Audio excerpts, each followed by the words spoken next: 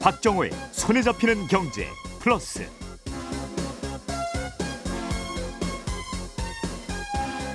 안녕하십니까, 박정호입니다. 영국인들이 하루에 마시는 차를 다 합치면 무려 1억 잔이나 된다고 합니다.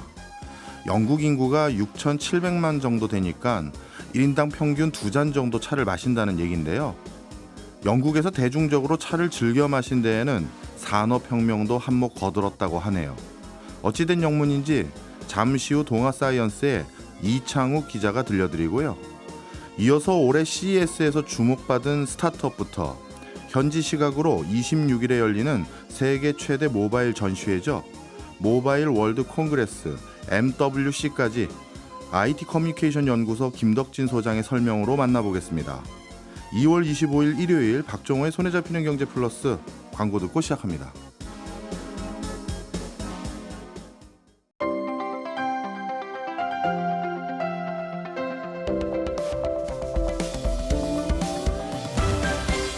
경제생활의 플러스가 되는 아주 경제적인 시간. 박정호의 손에 잡히는 경제 플러스. 세상을 바꾼 과학, 세상을 바꿀 기술을 알아보는 테코노미 시간입니다. 오늘은 동아사이언스의 이창욱 기자님과 함께합니다. 어서 오세요. 반갑습니다. 예, 저희가 오늘 첫 시간인데 그래도 포부 한번 해주세요. 오늘 첫 나오신 거 맞잖아요. 예, 맞습니다. 재미있는 기술 이야기와 과학 이야기로 많은 시청자분들께 즐거운 시간과 의미 있는 시간 드리도록 노력해 보겠습니다. 예, 좋습니다. 자, 오늘 저희에게 차 속에 담겨져 있는 역사적이면서도 과학적인 이야기 풀어주신다고요? 예, 그렇습니다. 그러니까 자동차 말고 마시는 차에 대한 이야기를 좀 해보려고 하는데요. 차를 들고 온 이유가 있습니다. 얼마 전에 영국과 미국에서 차를 주제로 재미난 해프닝이 벌어졌었거든요. 해프닝이요? 어떤 해프닝입니까? 예, 최근 영국에서 발표된 차 우리기에 관한 책이 영국과 미국 사이에서 이슈가 된 적이 있었습니다. 영국 왕립화학회에서 Steeped: The Chemistry of Tea라는 책을 냈습니다. 예. 우리나라 말로 하면은 차 우리기, 차의 화학 정도로 읽을 수 있을 것 같아요. 이 책을 쓴 사람이 미국 브린 마컬리지의 화학 교수인 미셸 프랭클입니다. 네. 이분이 쓴 여기 실린 맛있는 차의 레시피가 영국 사람들의 콧대를 건드린 겁니다. 도대체 어떤 내용이 들어갔길래 영국인들이 이렇게 발끈했을까요?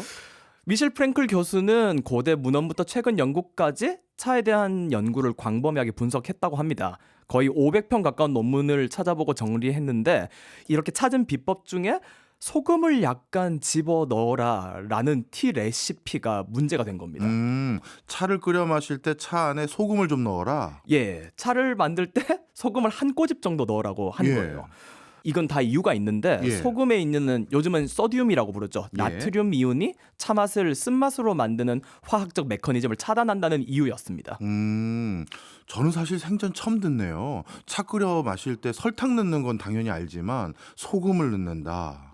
상당히 생소하죠. 생소한 정도면 모르겠는데 영국에서 난리가 난 거예요. 예. 영국인들이 엄청 항의를 했다고 합니다.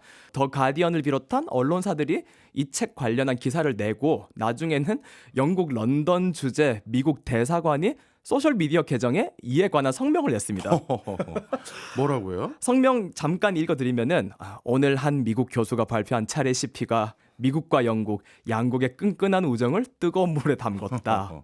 어쩌고 저쩌고 우리는 영국의 국민 음료에 소금을 첨가한다는 상상할 수 없는 개념이 미국의 공식 정책이 아니라는 점을 영국 국민에게 확실히 하고 싶다. 야. 이런 내용이었죠. 예. 근데 이렇게 써놓고 성명서 마지막에 미국 대사관은 앞으로도 적절한 방법으로 차를 만들 것이다. 전자레인지에 물을 데우는 방식으로 라고 끝을 맺은 거예요. 예. 이 재밌는 게 영국에서는 차에 쓸 물은 당연히 찻주전자를 써야 되는데 전자레인지에 데우는 건 상상도 못할 일이거든요. 예. 그래서 영국 내각 개정이 또 답변을 했습니다. 차는 오직 찻주전자를 이용해서만 만들어질 수 있다 하고요. 차에 소금 조금 넣은 걸 가지고 뭐 이렇게 발끈하는가 이런 생각도 들고 어찌 보면 그만큼 영국인들의 차에 대해서 자부심이 강했다 이렇게 볼 수도 있겠네요. 저도 그렇게 보입니다. 제가 봤을 때는 이 영국 내각이나 미국 쪽에서나 진반농반으로 이야기가 좀 흘러가는 것 같긴 한데 예. 사실 콧대 높은 영국 사람들 입장에서 이 소금을 넣으라는 레시피가 어처구니가 없을 것 같긴 합니다. 예. 왜냐면은 역사적으로 봤을 때 미국 사람들은 250년 전에 보스턴항에서 차를 바닷물에 빠뜨린 사람들의 후손이잖아요. 그렇긴 하죠. 그러니까 그런 사람들이 차에 대해 뭘 알겠냐는 거죠. 근데 반대로 영국 사람들은 차에 대해서 자부심을 가질 만합니다. 왜냐면은 아까 말씀해 주셨듯이 영국 사람들은 지금 또 하루에 한 1억 잔 정도의 차를 마시고 있고요. 네. 영국에서 차는 역사적으로 문화적으로 엄청난 상징성을 가지고 있습니다. 다른 여러 나라들이 있는데 유달리 영국인들이 이렇게 차를 좋아하는 이유가 있나요? 생각해보면 재밌죠. 이게 잘 알려져 있다시피 차의 원산지는 사실 중국이요. 그쵸, 중국이죠. 그래서 차를 처음으로 유럽에 들여온 사람들은 사실 영국인이 아니라 16세기 초에 포르투갈 상인들이었습니다. 이게 어떻게 하다가 포르투갈에서 영국으로 넘어왔냐면 예. 차가 영국에서 본격적인 인기를 끈 게 17세기 초입니다. 당시 영국의 왕이던 찰스 2세가 포르투갈 왕녀 캐서린과 결혼을 하게 된 거예요. 예. 그래서 그 캐서린이 결혼하면서 홍차를 가져온 겁니다. 그래서 상류층을 중심으로 차를 마시는 문화가 유행을 하기 시작합니다. 홍차의 유행과 차를 이제 같이 둘러 마신 티파티 같은 매너 모두 이 시기에 대중문화로 자리를 잡기 시작했습니다. 네. 근데 대중문화라고는 방금 말씀드렸는데 사실 당시 차는 아까 이야기했던 것처럼 왕족, 귀족, 상류층이 소비하는 사치제였어요. 예. 당연한 게 머나먼 중국 땅에서 사서 해상 항로를 통해서 들여와야 하니까 가격이 비쌀 수밖에 없겠죠. 예. 그런데 그것도 궁금해요. 차는 꼭 중국에서만 사와야 되나요? 이때는 그랬어요. 왜냐면은 우리가 사실 다양한 차를 마시잖아요. 저희가 팥차, 허브차, 보리차 많이 마시는데 예. 모든 식물을 넣은 음료를 차라고 말하는 경향이 있는데 예. 실제로는 학명 카멜리아 시넨시스라고 불리는 예. 차나무에서 딴 잎으로 만든 음료만 차라고 볼 수 있어요. 근데 그리고 이 찻잎을 어떻게 가공하느냐에 따라서 그냥 덕던가 아니면 발효를 시키던가 이런 거에 따라서 녹차, 홍차 등의 다양한 종류가 나오는 거죠. 예. 그런데 17세기에서 18세기까지만 해도 차나무가 자랄 수 있는 곳은 중국밖에 없다 이렇게 알려져 있었습니다. 그래서 영국도 이제 처음엔 차를 수입할 수밖에 없었어요. 18세기가 되면 이제 영국 동인도 회사에서 차 무역을 확장하면서 영국으로 들어오는 차의 무역량이 서서히 늘어납니다. 네. 그리고 관세도 인하되고 하면서 가격이 하락하고 차가 서서히 영국의 대중음료로 자리 잡게 되는 겁니다. 예. 재밌는 부분은 이제 영국에서 일어난 산업혁명에 차가 영향을 미쳤다는 주장도 있어요. 산업혁명을 하려면은 이제 공업에 종사할 수많은 노동자가 필요하죠. 그리고 산업혁명으로 도시의 인구가 몰리고 노동시간이 길어지면서 노동자들이 여러 악조건에 시달리게 되는데 이를 도와준 게 홍차라는 주장입니다. 혹시 차 안에 들어가 있는 카페인 성분 때문인가요? 그렇죠. 저희가 지금 아침에 마시는 아처럼. 커피나, 예. 그런데 카페인 말고도 여러 이유가 있습니다. 예. 우선 19세기 들어서면은 차가 맥주보다 저렴해지면서 노동계급에 널리 퍼질 수 있게 됩니다. 네. 그다음에 설탕도 이때 같이 저렴해지는데 차와 설탕은 함께 소비되잖아요. 네. 차에 설탕을 넣어 마시니까. 홍차에 함유된 카페인이 이제 노동자들의 피로를 줄이고 집중력을 높여주는 각성제 역할을 했습니다. 예. 거기에 더해서 설탕의 당도 에너지원이 됐고요. 아. 근데 재밌는 이야기가 하나 더 있어요. 뭐예요? 차를 마실 때 물을 끓이잖아요. 예. 이러면서 물이 정화됐다는 거예요. 아. 당시에 이제 런던을 비롯한 영국 대도시의 위생이 더럽기로 악명이 높은 때였거든요. 이제 콜레라 같은 수인성 전염병도 이제 대규모로 번지고 했는데 홍차를 끓여 마시면서 이런 위험이 감소됐다는 주장입니다. 여러 형태로 어떻게 보면 사람들이 그 당시 과학적이고 객관적으로 이유는 몰랐겠지만 예. 차를 즐겨 마시니 여러 가지 유익한 점이 많다 이렇게 인식할 만한 계기들이 많았겠네요. 그렇죠. 이제 경제적으로 저렴해지니까 노동계급도 사 마실 수 있어. 그리고 차를 마시니까 각성도 되고 힘도 나. 네. 그런데 또 건강도 차를- 좋아지고. 네, 마시니까 나는 콜레라에 안 걸렸어. 예. 이렇게 되는 거죠. 그렇군요. 그러면 이제 영국은 이때부터 차에 본격적으로 의존했다 이렇게 봐도 될까요? 의존했다는 표현 괜찮은 것 같은데요. 예. 왜냐하면은 아까 영국이 중국 그러니까 당시 청나라에서 홍차를 수입했다는 이야기를 드렸었잖아요. 네. 그러다 보니까 이제 경제사 쪽에서는 18세기 말에서 19세기 초가 되면은 영국의 청나라 무역 적자가 엄청 심각해진다는 이야기가 나옵니다. 예. 물론 차만 구매해서 그런 건 아니겠지만 차가 정말 중요한 부분을 차지했다고도 볼 수 있는 게 예를 들어서 이제 1821년부터 30년 사이 대영 제국의 동인도 회사가 중국 물품을 사는데 1,900만 파운드를 지출했다고 나는 기록이 있어요. 예. 근데 이 중 90% 이상이 차를 산 데 쓰였다고 네. 합니다. 예. 그러니까 엄청나게 차를 사니까 적자가 발생할 거고 그렇겠네요. 이 적자를 막기 위해서 타개하기 위해서 영국이 청나라에 판매한 물품 중 하나가 바로 아편. 그렇습니다. 바로 아편이었습니다. 청나라에서 아편으로 인한 부작용 커지고 아편 금지하고 영국 상인들 반발하고 당국도 협박하고 이런 여러 문제가 쌓이면서 터진 게 바로 그 유명한 아편 전쟁입니다. 네. 영국 입장에서는 돈 버는 족족 차 사는데 다 돈을 쓰니까 예. 뭔가 다른 타겟책이 필요했을 것 같은데 그러면 청나라를 대체할 수입국을 찾던지 해야지 어떻게 아편을 팔 생각을 하는지 참. 사실 영국이 그래서 중국 말고 다른 루트로도 차를 구하려고도 시도를 했었어요. 아, 예. 1823년에 영국 탐험가 로버트 브루스 소령이 이제 영국 식민지였던 당시 인도의 동북부 아삼 지방에서 자생하는 차나무를 발견합니다. 예. 이 차나무는 지금 그 학명으로는 카멜리아 시넨시스 아사미카라고 부르는 아삼 지역의 차나무 아종이죠. 네. 이거를 발견한 데다가 또 중국에서 이제 영국 사람들이 차를 만드는 비법을 또 훔쳐오기도 합니다. 그렇게 해서 영국은 19세기 중반부터 인도에서 차 재배를 추진해요. 예. 그리고 그게 성과를 거둬서 19세기 말이 되면 대규모 차 플랜테이션이 인도에 설치가 됩니다. 그 결과가 이제 저희가 아는 다질링이나 아삼티 이런 인도의 차들이죠. 예. 이렇게 여러 가지 이야기를 듣고 보면은 홍차가 영국 본토의 문화는 물론 영국의 손길이 닿았던 세계 곳곳에 역사적 족적을 남겼다고 볼 수 있을 것 같아요. 예. 그러다 보니 이제 홍차는 영국의 역사 문화에서 빼놓을 수 없는 겁니다. 예. 차의 원산지가 아닌데도죠. 그래서 저는 개인적으로 이게 좀 뭔가 웃기다고 생각을 예. 하는데 원산지가 아닌 차가 영국 문화의 핵심이 된다는 것 자체가 전 세계의 식민지를 거느리면서 영향력을 미쳤던 대영 제국의 어떤 마지막 유산이 아닐까 하는 생각이 들거든요. 기자님 얘기를 쭉 듣고 보니까요. 왜 영국인들이 앞서 말씀 주셨던 미국의 프랭크 교수의 홍차 레시피에 발끈했는가 나름 이해가 되기도 하네요. 그렇죠. 이런 맥락을 생각해 보면은 이해가 될 듯합니다. 미셸 프랭클 교수도 이제 책이 나오고 이제 여러 언론 인터뷰를 했는데 40년간 자기가 연구를 해왔는데 이런 뜨거운 반응은 처음이었다라고 언급을 했더라고요. 네.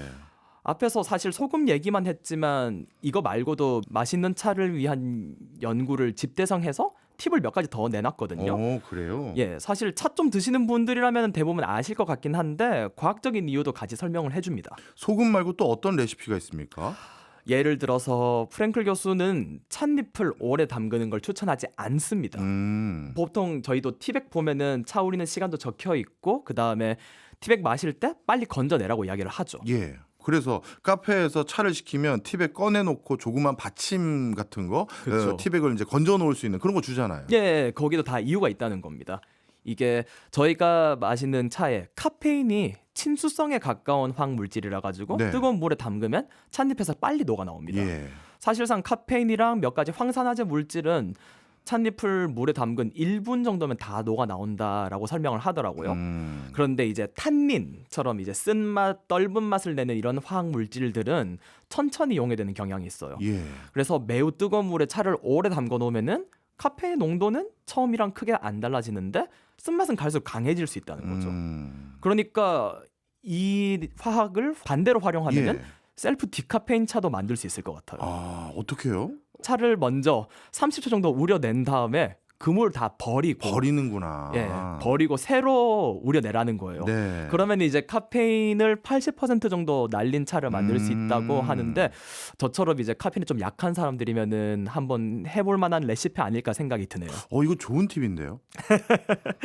그 외에도 여러 가지 팁이 있습니다. 예. 예를 들어서 뭐 차에 레몬즙을 살짝 짜라. 이거는 많이들 하시는 것 같아요. 네, 차 표면에 이제 불순물 찌기 같은 게 생길 수 있는데 네. 레몬즙에 구연산염 이온이 이제 물에 녹아 있는 칼슘이나 마그네슘 이온을 둘러싸서 그런 찌기가 생기는 걸 막아준다 이런 이야기들이죠. 아, 이것도 과학적인 이유도 같이 섞여 있네요. 그렇죠. 레몬에 어떻게 보면 상큼한 맛을 즐기는 게 아니라 그런 맥락이 또 있었군요. 예. 소금 넣고 레몬즙 넣고 유용하긴 한데 이걸 다 할 수는 없을 것 같은데. 아, 그렇겠죠. 저도 사실 못할 것 같고요.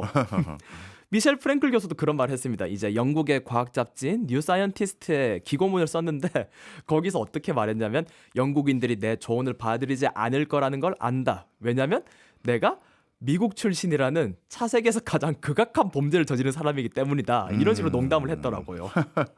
근데 좀 이번에 미셸 프랭클 교수가 좀 억울할 수도 있다는 생각이 드는 게 사실 홍차에 관한 연구는 다른 어떤 나라보다도 영국이 유명합니다. 예. 영국 과학자들이 저희가 볼 때 좀 어처구니 없는 차에 관한 연구도 많이 했어요. 차에 대한 업처구니 없는 연구는 또 뭡니까?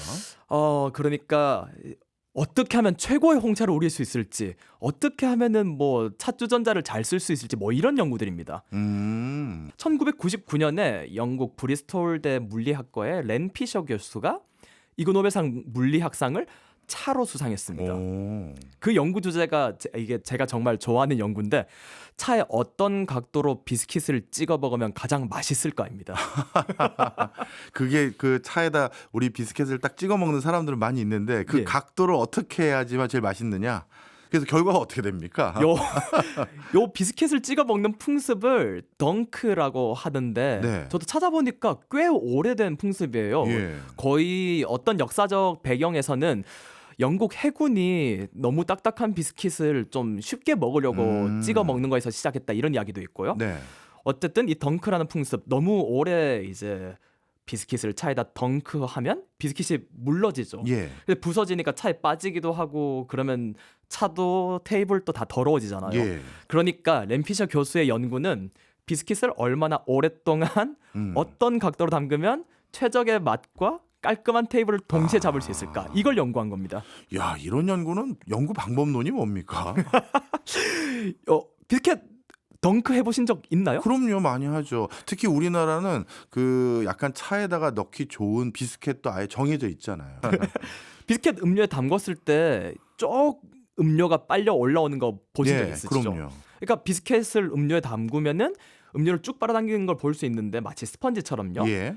비스켓도 생각해 보면 확대해서 보면은 이제 밀가루, 전분, 설탕 이런 것들이 얼기설기 쌓여 있는 구조물일 거잖아요. 그리고 그 사이에 빈틈이 있을 거고. 예. 그러니까 비스kit도 일종의 스펀지라 볼 수 있을 것 같아요. 다르게 보면은 표면과 내부에 구멍이 많이 있는 다공성 물질이다. 비스kit도 예. 이렇게 볼 수 있겠죠. 근데 이런 다공성 물질 비스킷을 음료에 담그면은 빈 공간으로 액체가 빨려 올라오는 모세관 현상이 일어납니다. 모세관 현상은 많이 들어보셨죠? 예, 그럼요. 초등학교 때부터 배우니까 예. 이제 물을 가느다란 유리 모세관에 넣었을 때 물이 수면보다 올라가는 현상인데 요 모세관 현상은 물 분자랑 모세관 사이에 작용하는 끌어당기는 힘이 물 분자끼리 끌어당기는 힘보다 더 큰 경우에 일어나거든요. 근데 비스켓에서도 마찬가지로 이런 일이 일어난다는 거예요. 네. 비스켓 내부의 분자들이 물 분자를 끌어당기면서 비스켓 일부만 차에 담가도 찬물이 비스켓 윗부분까지 스며드는 거죠. 예. 물리학에는 이제 이런 다공성 물질에서의 모세관 현상을 설명하는 워시번 방정식이라는 게 있습니다. 네. 요거를 램피셔 교수가 이 방정식을 응용해서 비스킷과 차 사이의 관계를 수학 함수로 만들어서 실험을 한 겁니다. 이야. 이제 비스킷 종류별로 담궈보고 각도별로 담궈보고 차별로 담궈보고 이걸 한 거죠. 아니, 과학자들은 그냥 맛있게 먹으면 안 됩니까? 그래서 결과가 어떻게 됐습니까? 맛있게 먹어도 될 것 같은데 결과가 또 생각보다 재밌어서 연구한 보람은 있을 것 같아요. 예. 우선은 이게 예상 외였는데 비스켓을 수면에 평행하게 담그라고 이야기를 하더라고요. 수면에 평평하게요. 그러니까 비스켓 동그란 비스켓이면은 두 면이 있을 거잖아요. 예. 근데 한 면만 담그는 거예요. 그렇게 하면은 한쪽 면은 젖어서 약해지지만 반대쪽이 안 젖었으니까 예. 단단하니까 안 부서진다는 겁니다. 그 다음에 비스킷도 적당하게 차를 머금고 있으니까 부드럽고 향깊게 먹을 수 있다 이런 이야기도 하고요. 제가 좋아하는 거는 이제 초콜릿 비스켓에 관한 사례인데 예. 초콜릿이 한 면에 발라진 경우에는 초콜릿이 묻지 않은 면을 담그라고 하네요. 예. 왜냐면은 초콜릿이 녹을까봐. 그렇습니다. 예. 초콜릿이 녹으면 차 맛도 변하고 초콜릿이 코팅 역할을 하니까 비스킷이 젖는 속도를 방해한다는 거예요. 예. 연구는 상당히 재밌고 또 때로는 엉뚱하다라는 생각도 들 정도인 것 같은데요. 네. 그런데 제가 이런 걱정까지 해도 되는지 모르겠습니다만 이런 연구한다고 하면 누가 자금 대줍니까? 저도 처음에 이 연구를 보면서 그 똑같은 고민을 했는데 사실 매우 중요합니다. 이게 예. 엉뚱해 보이는데 식음료 회사, 그러니까 식음료 업계 중에서는 이제 이런 연구가 수익과 직결되는 문제라는 거예요. 그 방금 전에 소개한 렌 피셔 교수의 비스킷 찍어 먹는 연구도 사실 영국에 아마 들어보셨을 유명 비스킷 제조 회사인 맥비티즈에서 의뢰해서 진행된 연구라고 하네요. 그렇군요. 그래서 뭐 이런 연구들을 식음료 업계에서 매우 투자가 많이 되는 분야 중 하나입니다. 앞서 소개했던 이제 미셸 프랭클의 저서 스팁드도 이제 차를 내릴 때 일어나는 화학 현상에 대한 최신 연구를 집대성한 거라 볼 수 있겠고요. 그래서 제 개인적인 감상으로는 이번 영미를 둘러싼 홍차 논쟁이 사소한 농담 같아 보이지만 자세히 보면은 홍차의 깊은 역사와 과학적 맥락이 어떻게 숨겨져 있는지 보여주는 사건이었던 것 같습니다. 그렇네요. 우리 주변의 소소한 물건들 속에서도 다 과학적인 맥락과 역사적 맥락이 있었는데 차 안에서도 또 그런 게 있었네요. 예. 알겠습니다. 오늘 재밌는 거 배웠습니다. 아, 저야말로 제가 좋아하는 이야기 할 수 있어서 너무 뿌듯했습니다. 네, 지금까지 이창욱 기자였습니다. 고맙습니다. 고맙습니다. 저희는 광고 듣고 2부로 돌아오겠습니다.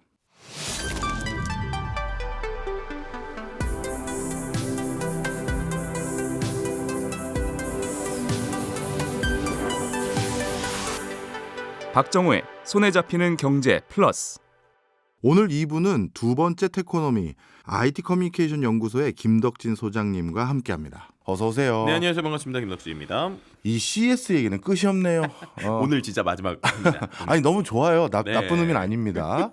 우리는 이제 CS에 대해서 진짜 다양한 얘기들 쭉 살펴봤는데 네. 그동안 하나 아쉬웠던 건 큰 기업들 중심으로 얘기한 것 같아서 오늘은 국내 스타트업들 중심으로 좀 얘기를 해보면 어떨까 싶습니다. 네, 일단은 첫 번째로 인상 깊었던 기업 두 개가 있었어요. 거긴 왜 기억이 났냐면 제가 CES 2019년에 가고 오랜만에 이제 또 보게 됐는데 그때 약간 스타트업으로 이런 기술 합니다라고 나왔던 회사들이었거든요. 예. 근데 이제는 완성을 해서 상용화도 하고 실제 매출도 내고 기업에서도 좋은 성과를 내던 기업들이 있었어요. 예.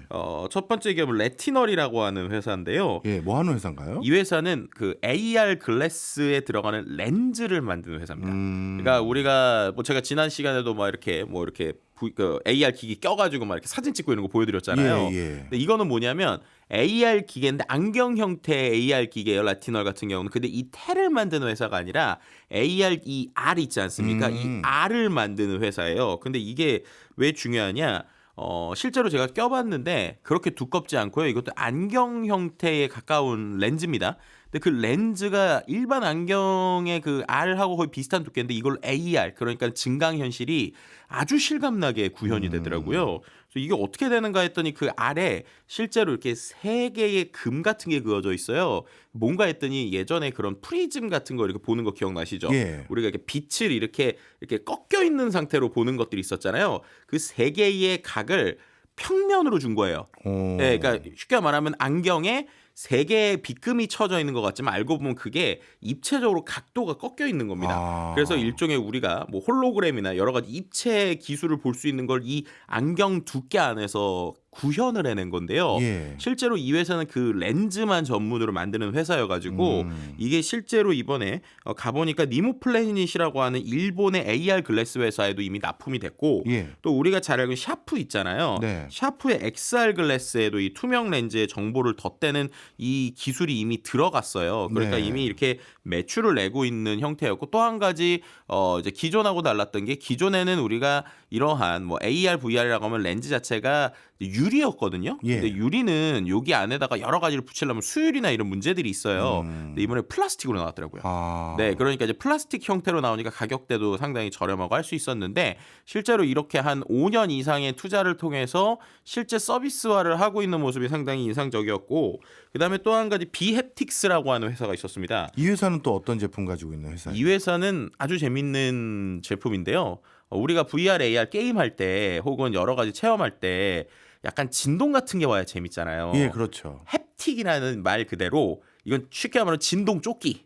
그리고 또 이제 진동 장갑 이런 거 만드는 회사입니다. 예. 그래서 실제로 이걸 끼고 뭐 예를 들면 VR, AR 게임을 할 때 만약에 상대방이 저를 이렇게 뭐 게임에서 누가 칼로 저를 팍 이렇게 때렸어요. 그러면 이쪽 귀에서 타격감이 오는 네, 거예요? 맞습니다. 그 타격감이 오는 건데 이게 실제로 해보면 예를 들면은 장갑도 이번에 새롭게 나왔거든요. 그걸 끼고 뭐 총 같은 걸 쏠 때 어떤 총을 쏘느냐에 따라서 실제로 그 타격감이 달라요. 와. 그러니까 이런 느낌을 주고 실제로 여기가 되는 게 앞면과 뒷면에 아까 말씀드렸던 이 이제 수트라고 하는 이제 조끼 형태의 수트에 진동 모터가 40개 붙어 있어요. 예. 그래서 이런 것들을 다 가지고 원하는 위치에 진동을 주는 형태이고요.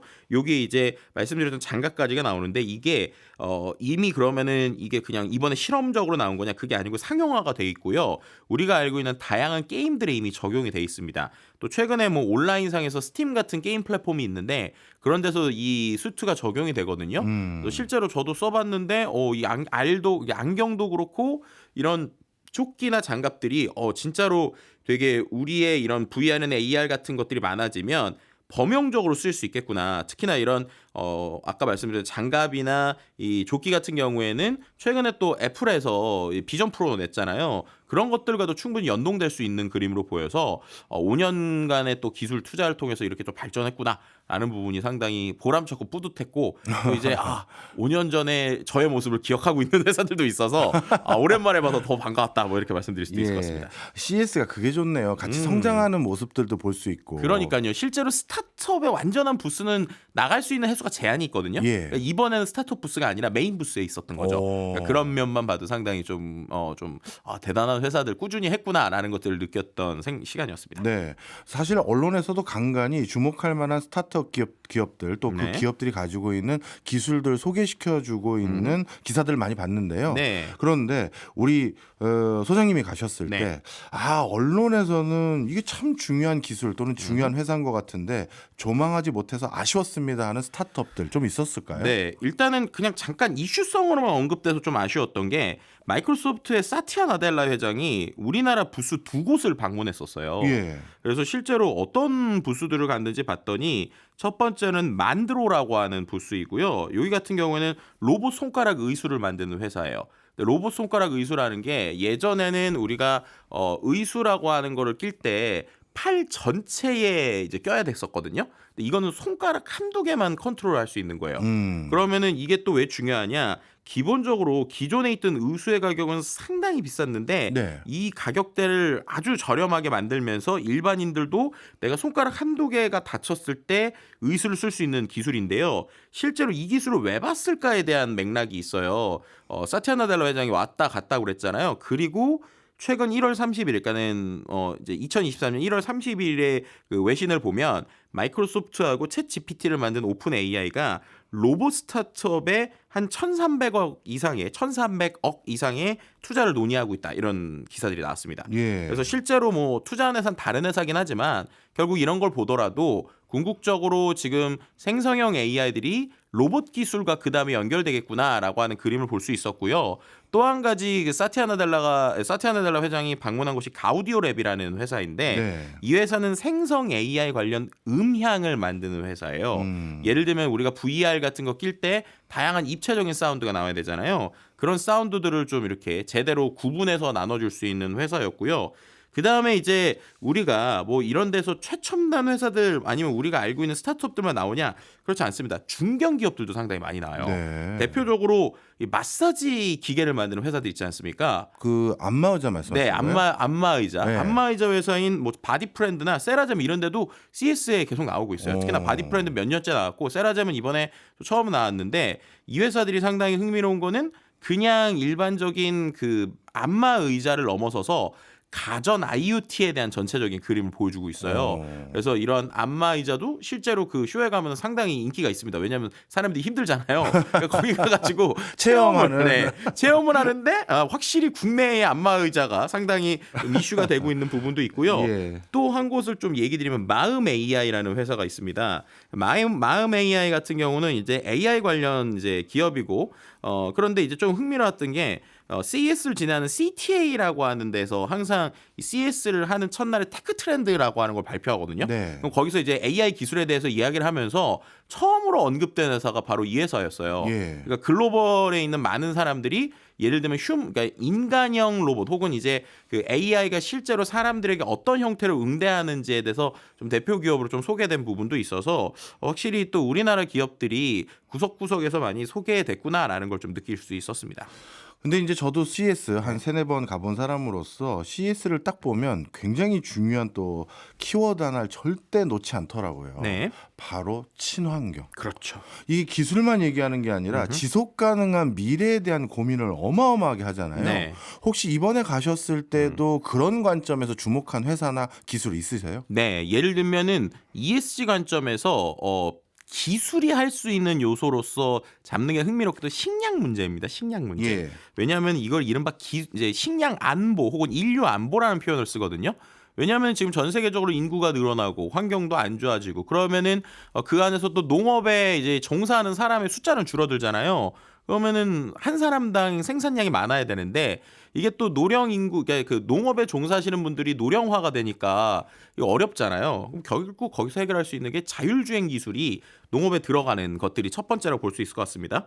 그래서 말씀하신 대로 존 디어라고 하는 회사가 최근에 CES에서 계속 주목받고 있어요. 네. 원래 이 존 디어라고 하는 회사는 아주 미국 초창기에 우리로 치면은 정말 농기구 하나하나 만들던 회사거든요.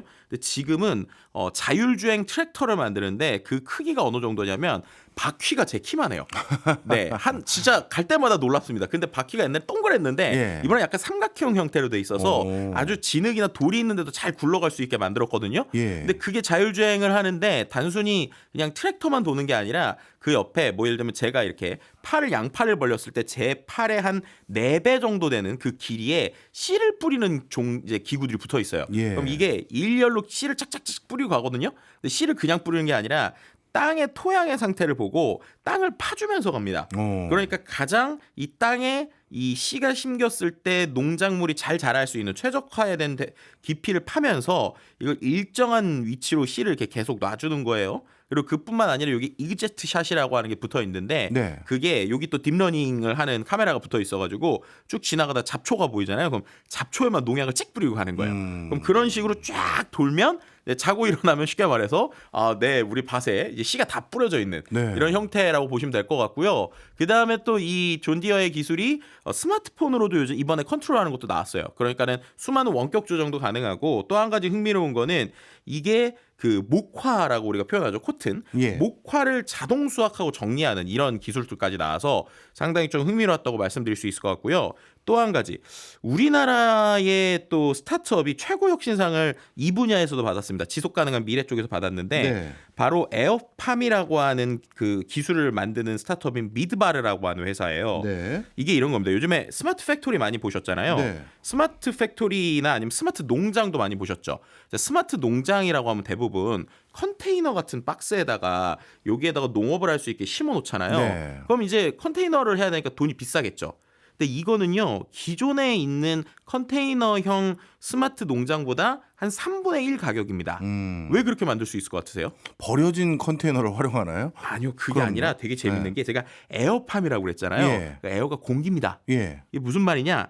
혹시 그 아이들 놀이 하는데 키즈 카페 같은 데 보면 바람 넣으면 팡 켜지는 뭔지 알아요. 이런 장난감 기구들 있잖아요. 예, 예. 그런 방식이에요. 그러니까 이게 원래는 접혀 있는 이런 형태인데 공기를 주입하면 20피트의 화물 컨테이너 크기만큼 커지는 겁니다. 마치 우리 물놀이장 가면 네. 바람 불면 이상한 집 모양 되고 하는 그렇죠, 그런 그렇죠. 거잖아요. 네, 맞습니다. 네. 이제 그렇게 되니까 기존보다 일단 가격을 확 줄일 수 있었고요.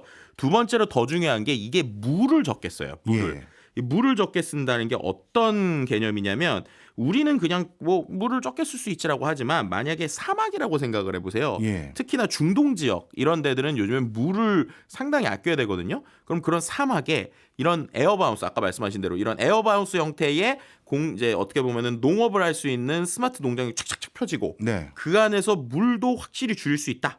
라고 하면 이제 상당히 흥미로운 거죠. 그럼 물을 어떻게 줄이느냐? 이게 에어로포닉스라고 하는 기술을 통해서 물을 다 뿌리는 게 아니라 지지대를 세우고 식물을 심은 다음에요. 식물의 뿌리만 노출되게 하는 거예요. 예. 우리가 보통 이제 식물의 뿌리가 물을 이제 흡수하잖아요.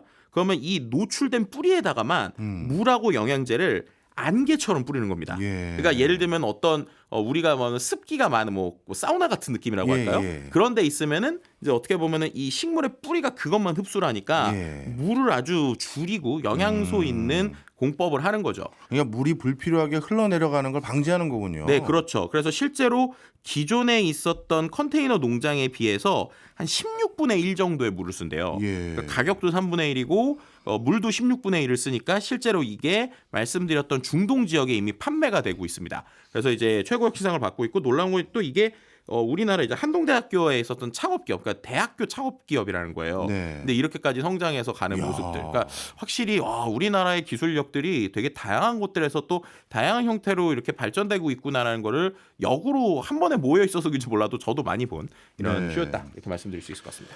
그밖에 우리 그 소장님의 개인적인 취향도 궁금합니다.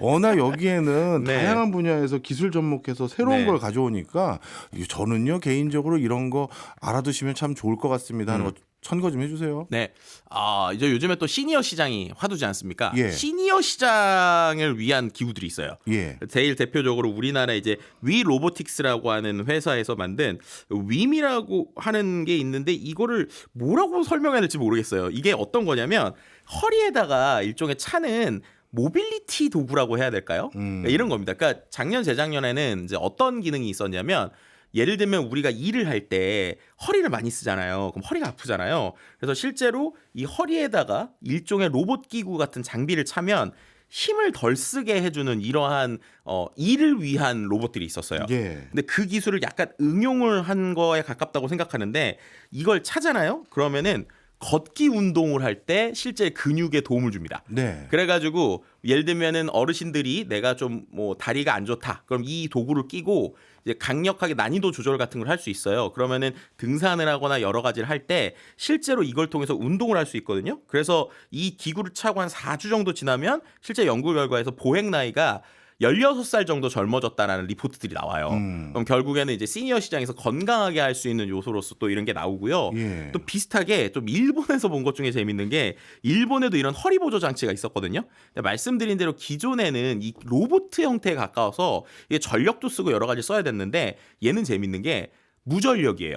예. 전기가 없어도 이게 허리의 운동을 도와줍니다. 그럼 뭐죠 그게 어떻게 가동되는 거예요? 이게 정말 이런 상상을 어떻게 했지라고 하는데 네. 아까 말씀드린 바람 불듯이 이것도 우리가 무슨 옛날에 풍선 바람 듯이 뿍뿍뿍 누르면 그 혈압 재는 것 같이. 그렇죠. 네. 그렇게 누르면 이 기구에 이 압이 차요. 아. 그래서 이거를 인체공학적으로 만들어서 그 압을 통해서 제 허리나 이 네. 엉덩이 쪽을 보조해 주는 거예요. 예. 그래서 실제로 제가 그거를 차고 마치 이제 눈 푸듯이 계속 허리 운동, 그러니까 택배 움직이듯이 계속 해봤거든요. 이 기기는 우리 할아버지도 예전에 썼던 것 같은데. 그죠? 이거 CS 감은 아닌 것 같은데. 근데 이게 되게 재밌는 게 그래서 물어봤어요. 이렇게 일본 스타트업에게 예. 아니 이거를 어떻게 만들 생각을 했어요? 이랬더니 일본에서도 우리랑 똑같은 고민을 한대요. 시니어 시장이 지금 왜냐면은 커지니까. 커지는데 이 시니어의 노동력이 필요한데 이걸 네. 어떻게 할까? 그래서 전력으로도 말하고 여러 가지를 만들어봤는데 결국 그게 다 거추장스러워서 그냥 아무런 전략 없이 저렴하면서도 접근할 수 있는 쪽으로 하다 보니까 공기를 통해서 만들었다라고 하더라고요. 근데 그렇다고 모양이 막 말씀하신 대로 저희 할아버지 차든 이런 모양은 아니고 약간 로봇처럼 정말 꽤 괜찮은 예, 구조였는데 이런 것들을 이렇게 쉽게 볼 수 있는 것도 상당히 좀 재미있는 체험이었다. 그리고 이런 시장이 확실히 더 커지겠구나라는 걸 좀 느낄 수 있었던 순간이었습니다. 말씀을 듣다 보니까 우리나라 미래에 어떤 비즈니스를 하면 좋을지의 힌트를 CS 가서 네. 일본 기업들 부스를 보는 것도 괜찮겠네요. 그러니까요.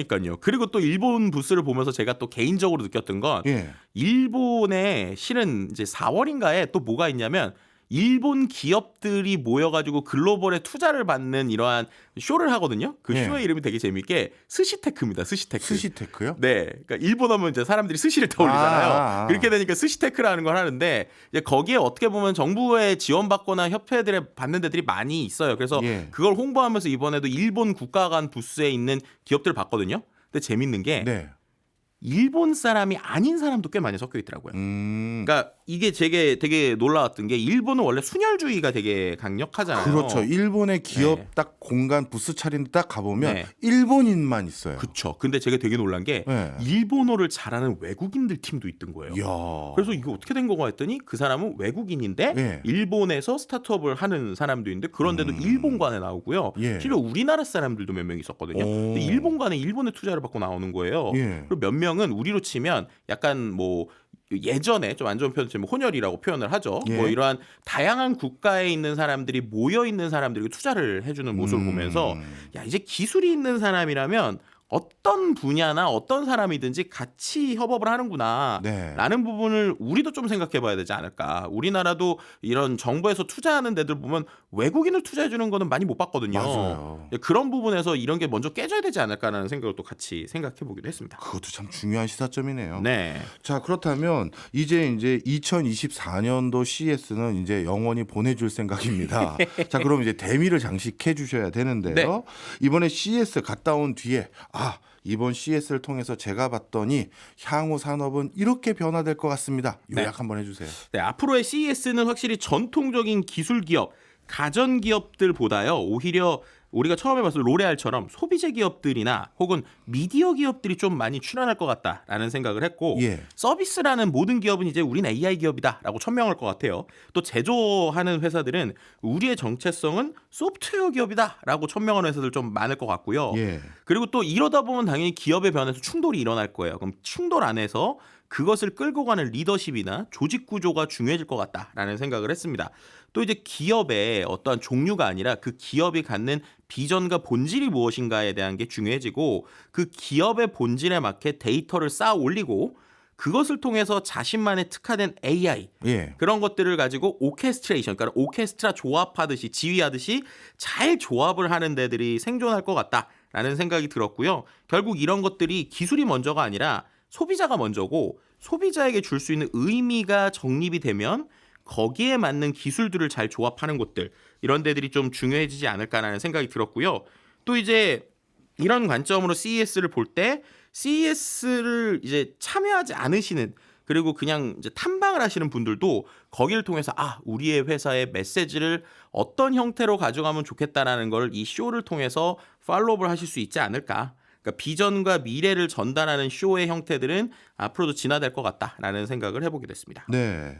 이제 CES 끝났더니만 저를 놔두고 또 어디 가신다는 소리가 들립니다. 이번에는 뭐 MWC? 이건 뭐예요? 이번에는 안 갑니다. 이번에 안 안타깝지만. 가세요? 네, 원래 가려고 계속 일정을 짰다가 예. 도저히 일정이 안 돼서 못 가고요. 그 대신에 이번에는 온라인으로 아주 구석구석 보려고 하는데요. 네. 이 CES는 우리나라에서 많이 알려져 있는데 네. MWC는 뭐예요? MWC가 이제 3대 IT 쇼 중에 하나입니다. 첫 번째는 CES고 두 번째는 MWC, 세 번째 IFA라고 하는 건데 두 번째 MWC가 모바일 월드 콩그레스입니다. 예. 그래서 이건 모바일 중심 쇼예요. 네. 그래서 우리나라 통신사들, 또 우리나라 삼성전자 이런 데들도 가고요. 그 외에 또 우리나라 기업들도 상당히 많이 참여해서 이 쇼 역시도 상당히 재밌습니다. 이게 이 쇼가요. 실제로 이제 2월 26일부터 29일까지 열리고 이번에 주제가 미래가 먼저다라는 Future First라는 주제고 실제 한 6개 정도의 테마인데 이 테마가 일단 통신이니까 5G가 있고요. 예. 그다음에 모든 것을 연결한다. 그리고 AI의 인간화, 제조업 디지털 전환, 게임 체이저, 우리의 디지털 DNA 같은 멋있는 테마들로 좀 구성이 될 것 같습니다. 여기에서도 AI가 또 하두네요. 그럼요. 이번에 알파고의 아버지로 불리는 허사비스 구글 딥마인드 창업자도 기조연설자로 나오고요. 예. 통신산업에서의 AI 비중이 커지고 있는 모습들을 좀 많이 볼 수 있을 것 같아서 또 이제 CES 끝났더니 이제 MWC 얘기 잔뜩 좀 해야 될 것 같습니다. 알겠습니다. MWC도 비록 온라인이지만 구석구석 살펴보신 다음에 네. 우리 송경제 청취자들에게 제일 먼저 알려주시기 바랍니다. 네, 알겠습니다. 자, 변화되는 미래 우리 김덕진 소장님 덕분에 파악하고 있습니다. 오늘도 고맙습니다. 네, 감사합니다. 지금 듣고 계신 곡은 빅마마의 또 다른 나입니다. 요즘 점점 AI 기술이 발달되기 시작하면서 나와 똑같은 나 자신을 또 목격하는 일들이 많아진다고 해서 한번 선곡해봤습니다. 박정호의 손에 잡히는 경제 플러스 내일 월요일 저녁 8시 5분에 다시 찾아오겠습니다. 고맙습니다.